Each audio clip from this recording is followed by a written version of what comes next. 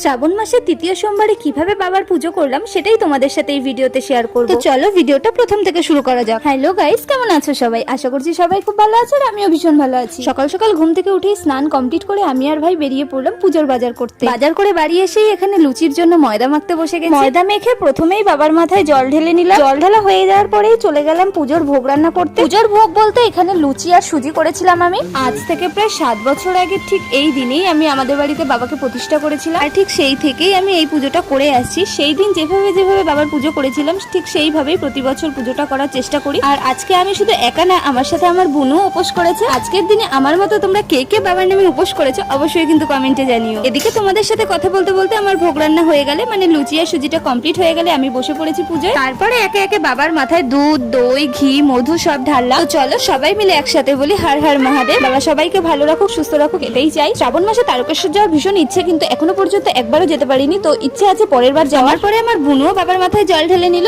আর সত্যি আমার বুনুকে দেখে আমার ভীষণ ভালো লাগছে যে এইটুকু বয়সে বাবার প্রতি ওর যে ভক্তি, সত্যি মানে ভাবা যায় না। যখনই শুনেছে যে আমি উপোস করব, আর প্রতি সোমবারই আমি উপোস করি, বাট এই সোমবারটায় আমি মানে উপোস করে পুজো দেবো, এইভাবে পুজো দেবো, তো তখন থেকেই ও বলছে যে দিদি আমি কিন্তু তোর সাথে উপোস করব। ও কিন্তু সকালে স্কুলে গেছিল, বাট ও কিচ্ছু খায়নি সকালে, মানে স্কুলেও কিছু খায়নি, কোনো টিফিন করেনি, জাস্ট এই পুজোটার জন্য। তো যাই হোক, শ্রাবণের তৃতীয় সোমবারে এইভাবেই আমি বাবার পুজো করেছিলাম। তো তোমরা কে কিভাবে পুজো করেছো অবশ্যই কমেন্ট করে জানিও, আর ভিডিওটা কেমন লেগেছে সেটাও অবশ্যই কমেন্ট করে জানিও।